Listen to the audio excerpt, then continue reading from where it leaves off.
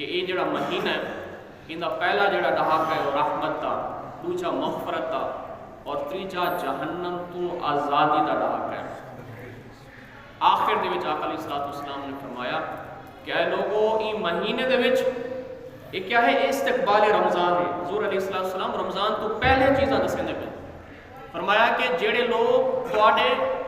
ماتحت کام کریں ملازمین ہیں، نوکر ہیں، حضور نے فرمایا کہ انہاں دے نال تساں نرمی دا پہلو اختیار کرو،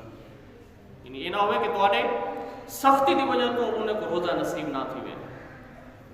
کم کاج اتوں معلوم تھیا کہ ان وقت جڑے غلام بھی ہوندے ہیں وہ بھی روزہ رکھے دے ہیں، آقا دا آقا،